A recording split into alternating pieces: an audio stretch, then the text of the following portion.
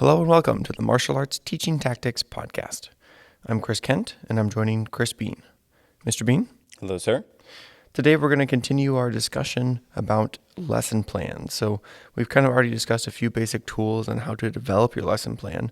It's time to go over some key concepts to really make it a great lesson plan. So we're going to discuss today things like changing up your lesson plan, teaching in sections, and they're also going to discuss the idea the idea of forced repetition versus learning. Okay, so Mr. Bean, you want to start us off talking about changing our lesson plan? Yes, sir.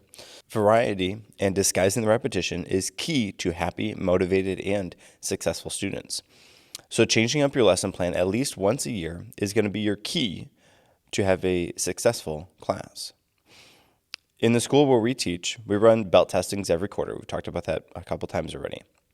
So we have 4 lesson plans a year for each class level. So that means our beginners class actually has 4 different lesson plans. Our intermediate class has 4 different lesson plans, and we have those labeled per quarter. So here's quarter 1 lesson plan, here's quarter 2 lesson plan, quarter 3, quarter 4 lesson plan, as to not be confused when we're going to search and find the proper lesson plan for that quarter and for that class. We know we're right on track where we need to be. The reason this is important to keep the information fresh is not only for your students, but also for the instructors, because if they're teaching the same thing every single time, that's going to get boring. Now, of course, you can't change the actual information that you're teaching. We can't really switch that out. White belts have to learn low block and middle punch. That has to be there. But what we can change are the drills. We can change the workouts. We can change the different building blocks of that class that we talked about previously. We just interchange different things out. So we have a handful of different tools that we use for practicing and refreshing and disguising the repetition for the front kick. And for one quarter of the year, we use this method. For a different quarter, we use another method. And so while we're teaching the same information over and over again, because we kind of have to change, we have to keep that consistent, can't really change that out.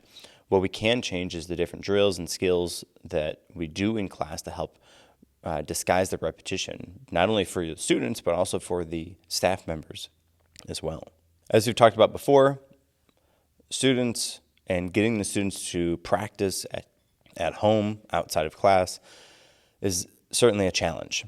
And one thing to remedy this, one tactic that you can do is structure the class in such a way that if the students come to class, they will get all of the necessary information that they need to review and learn and be ready for their belt test.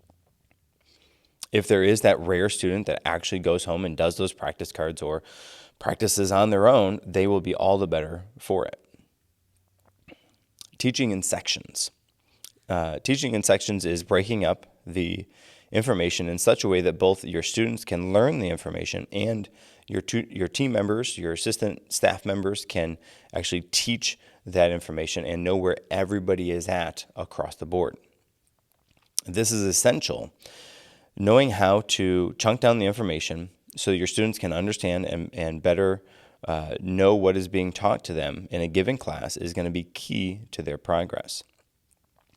You cannot give the students more than a few moves each class. So if you try to teach, 15 or 25 moves in a 45-minute class, and you spend maybe 15 minutes on those moves in that 45-minute class, it's going to be really challenging for your students to actually get anything out of that, to remember or to be able to recall that information. So chunking down that information, only delivering your students, 5 moves, 7 moves maybe, and then giving them that 15-minute window to actually practice those, and then give that as homework. Hey, listen, we learned this new stuff today.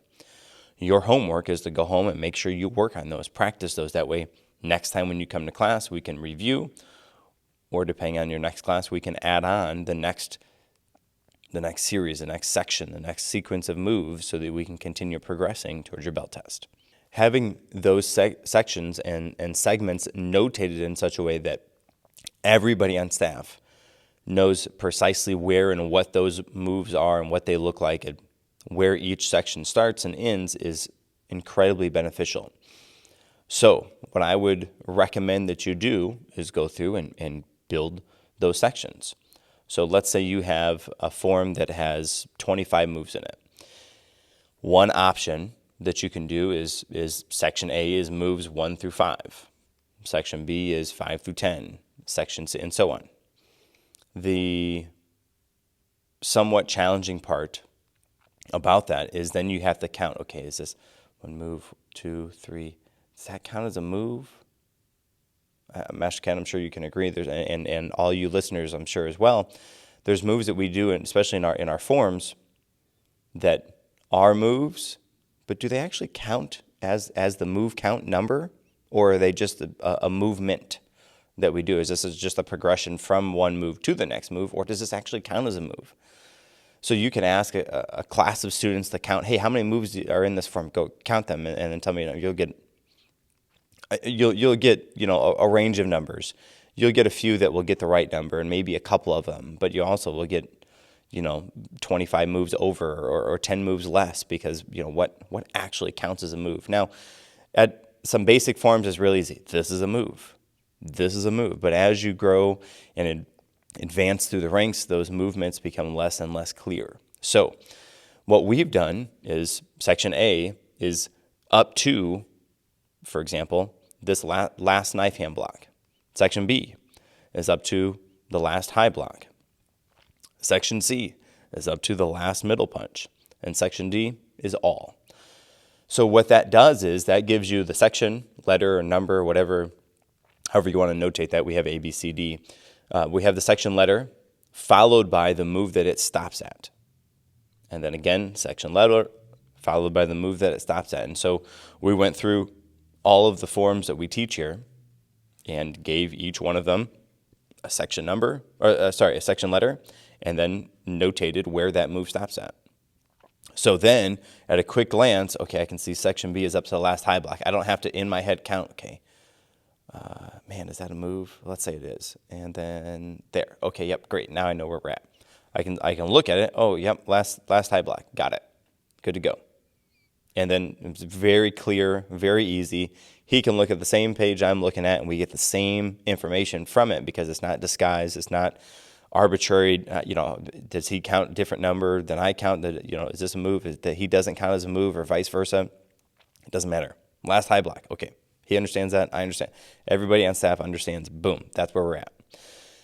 The benefit for this is that if he's missing and I have to cover for his class, I can go, okay, they need to know up to section B today, which means they know all the way through A. Great. I can teach his class. I know precisely where they ended and where they need to get to this time.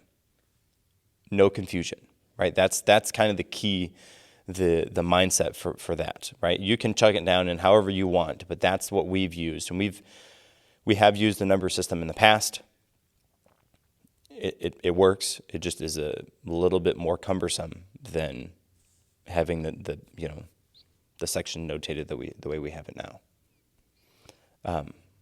Go ahead. So the nice thing is the way you sectioned it out too is natural or normal breaks in the form. So as you said, if it's a 25 move form, I do 5 moves here and there, sure. But the way you break it down is you do a few moves and here's a natural stopping point. We'll make that part A, or after the next natural stopping point, make it part B. So that even when you are looking at the curriculum and looking at the lesson plan and saying, okay, we're doing part B today, and you can see part B is up to the last high block, as you run through the form, it kind of feels natural that there's a pause there and there's a stop there. So that also helps with those sections too, not just saying specifically where they are, but making those sections parts that feel like there should be a break. Like you said, doing it that way is way better than counting, because we're all going to count differently. We're not going to count the same move. So, do move 1 through 7 today. Well, my 1 through 7 might be your 1 through 9. We're not on the same page about it. So having that defined in words rather than in numbers is largely beneficial for us. Yeah, and really those sections that we have broken down at are, like you said, natural pauses in the form, or if there's a key up or yell, that would be another natural stop. If for whatever reason, you have a form that doesn't necessarily have a natural stop or a pause or something like that, then as you're going through trying to deliver those sections or those sequences, just kind of think about logically, okay, how many moves or how much of this information can I give the students before they get or start to feel overwhelmed? And then kind of make that the break, and then so on. Now, as far as the lesson plan goes, as we're talking about here, in your lesson plan, you can have, so let's say beginners. You can have beginners for their form, 15 minutes, section A up to the last knife hand high block. Intermediate class, section A up to the third knife hand middle block. In the advanced class, and so on, you have those all notated on there. What we've done is I put all the forms that we teach on a separate page on the back. So our lesson plan is at the front of on a counter, and in the sleeves we have the little plastic sleeves. I have the lesson plans. At the very back of the binder, on the outside, there's a sleeve. In that sleeve, I typed up all the forms and then have those all the sections broken down there. And then in the lesson plan, just to help to clean that up a little bit, all it says is section A. Or if it says review section A or whatever, but it has that. I don't say this form, section A, up to this move. It just is section A. Because then, if we have the beginner's class per se, we have 4 levels in there, and they're doing 4 different forms or 4 different levels of the same form. I don't have to say white belts go up to this, yellow belts go up to this, yellow and white, and so on. All I have to notate on that lesson plan is section A. And then if they need to know, or when they need to know what that is or where the stop at, they can flip into the binder. This form for this level, section A. Okay, got it. Boom. And all that does is help to clean up and simplify the lesson plan. When you look at the lesson plan, you don't want to have so much. I mean, it has to have so much information in there, but you don't want to have extra information that you could put somewhere else, like stapled information that doesn't change ever. Like that section A for the form is section A that has been section A since we added section A to that form. It's been there. So we put that in the back of the book. That way, that's a reference. Okay, I need to teach red with white, section C today. Okay, red with white, this form. Okay, section C. Boom, got it. Done. And all that does is help to simplify the lesson plan. It takes that needlessly complicated extra information and puts it somewhere else, because it doesn't change, doesn't need to change. It can be somewhere else. Yeah, and similarly, like hand and foot techniques. You don't list out every single hand and foot technique that we're going to do, or if you're learning new ones, you don't say this belt does these 2 new ones, this belt does these 2 new ones. It just says new hand techniques. That's when we go to the curriculum and we can discover what each belt level needs to learn. So white belts are learning these hand techniques, yellow belts are learning these hand techniques. So again, it tells us what we're doing, but then leads us to somewhere else to find out exactly what that is, and it saves space and saves that lesson plan, because like you said, it needs a lot of information, but we're going to cut out that stuff that we can find somewhere else or that we don't need to make it a little bit cleaner. Yeah, and as far as like the hand and foot techniques go for your students, the staff, the instructors they're teaching, if they're teaching, the red belts all the time, they're always teaching red belts, always teaching. They see, okay, they need to know their new hand techniques. They likely won't even need to go to the curriculum. They know what those new hand techniques are for them. They can just go teach. So having that extra information on there at that point really is just extra. And we'll talk a little bit next time about organizing and going through the lesson plan. But sometimes you're going to need all the space you can get on the page. So taking out that extra information that is just common sense or you can put somewhere else will help to chunk that lesson plan down and make it fit on one page. We'll go over more of that next time. So don't overflow their cup. Think about your students like an empty cup. When you're teaching new information, it's like you're putting water in their cup. You're filling that cup up. You can only add water until the cup is totally full. After that, as you put more water in, it's going to overflow. It's not going to be retained in that cup. The student must then drink the water or practice the information to help to understand and absorb that information before you can pour more water into their cup. So when you're thinking about chunking down your information, imagine that, like, hey, how full am I putting these students' cups? Are they overflowing? Do they have a taller, some students you'll find will have a taller cup than others. But it still is the same. You have to give them enough that they're not forgetting, or you're just teaching over and over and over the same information. So teach them enough information to fill their cup or get it pretty close. And then allow them time to practice that information so they can absorb and drain their cup a little bit. Then you can fill it back up and then continue that cycle of filling and draining their cup. That, when it comes to chunking down and breaking that information into sections, do it in such a way that you have to think about your entire class. One, your entire class as far as all the students that you have in class, but also your entire class over the different things that you're going to teach for that day.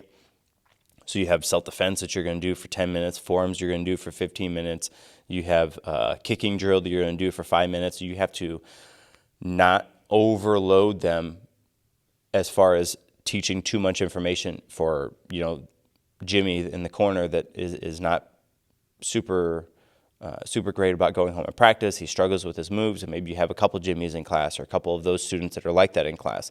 They need extra attention. If you teach enough that, Jonathan in class, the top of the class, he fills his cup and everybody else is way overflowing, they fill 2 cups, that's not going to be very helpful. You still have to get the practice, the reps, the drills in so that first person at the top of the class can still feel like they're doing something, they're active, they're engaging in the material, but not necessarily learning and doing new stuff for the entire class. Because you teach, let's say 45 minutes of brand new stuff, the entire class, by the time they come to the next class, you might as well plan to do that same class again because they're not going to retain any of it. So chunking down that information so that they can get a little bit of hand technique, a little bit of foot technique, and so on. Little bits across the board. That way next class they come to, they can help to absorb some of that information. They've drained their cup just a little bit.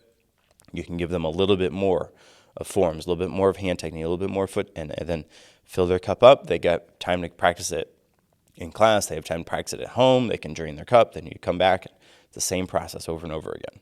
Let's talk real quick about forced repetition versus learning when you're working on your lesson plan. So forced repetition is not the same as learning. When you're developing your lesson plan, you undoubtedly need to have repetition in your class. Nearly every class your students come to will include repetitive movements that they already know. However, you need to understand that just because they're repeating the same movements over and over again does not necessarily mean that they are learning their movements. Learning comes from understanding how, when, and why they are to perform that specific movement. When you first teach that new move, you want the students to simply mimic the motion. Once they can perform that move, then you go into the how and why and when to perform that move. If you always do the move in the most basic way or use the same drill each time that they do that move, they will only develop the ability to perform in the basic mindset of that scenario. Along with this, doing the same drills and moves every class will get old quickly for your students. Being able to come up with a variety of skills and drills and scenarios for that movement to be utilized in will not only boost your students' understanding of the move, but also hide that repetition. This is where the learning of the move will take place. Varying the scenario the move is performed in will allow your students to think about the move in a different light. As we talked about, this is what we call disguising the repetition. And coming up with those different scenarios to perform the move in really comes back to when we talked about the learning cycle?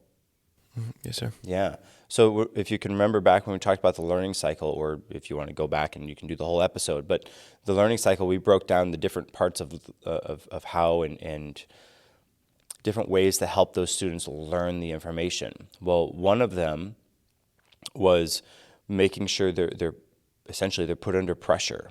We called that situational based practice. And so if you want your students to perform at the test at a high level. You have to put them in that situation and give them those situations to perform in. If you are doing a self-defense move, but you are grabbing your students, or your students are grabbing each other in a very lazy or lackadaisically way, when it comes time for them to need to defend themselves and somebody actually grabs them hard and tight, they're not going to know what to do, because that's a different situation. That's a whole different movement to them, because they have not built up the skills of practicing in that way, in that environment.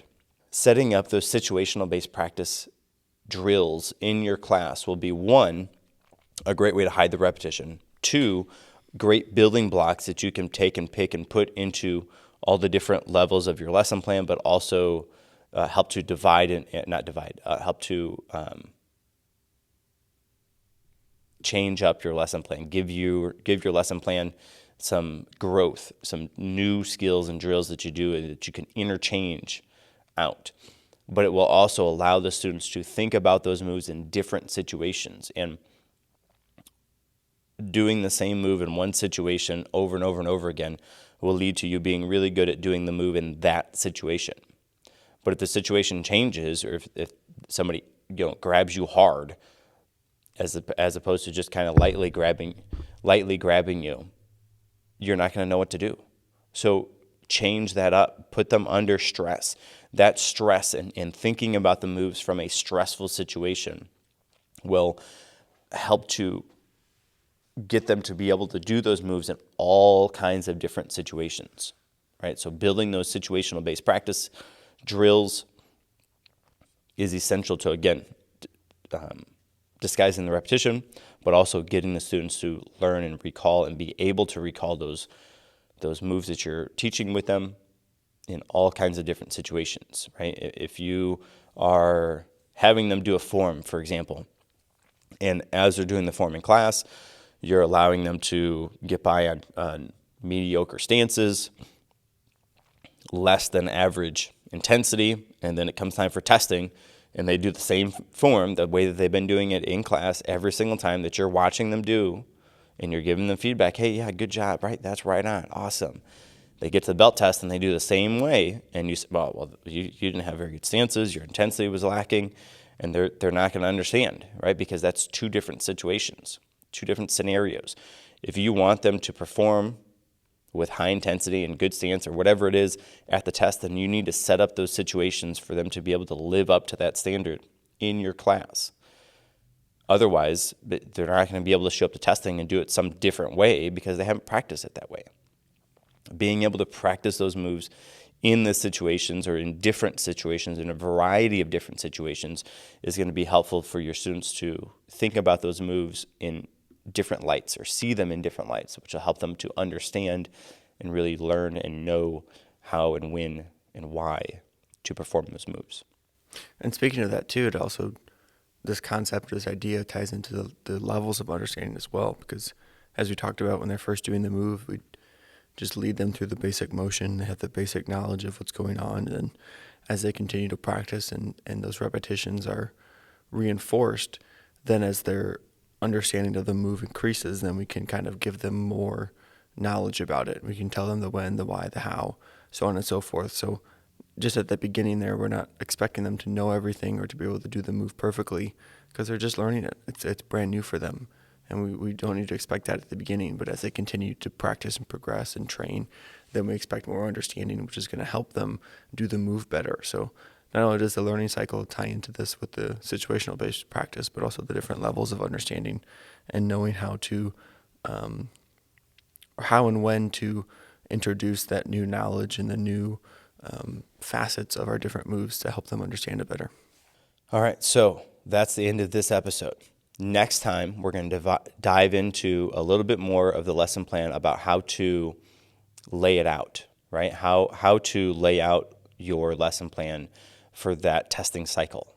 We're going to talk about how to interact with your lesson plan and with your yearly calendar. How to lay your lesson plan out on the page. What are some ideas or concepts that we use that hopefully we can share with you for our lesson plan? Next time, we'll be going over those things. If you want to reach out to us, you can find us at on all the socials at MA Teaching Tactics, MA for martial arts, Teaching Tactics. We are on Instagram, Facebook, Reddit, YouTube, Twitter. I always forget Twitter.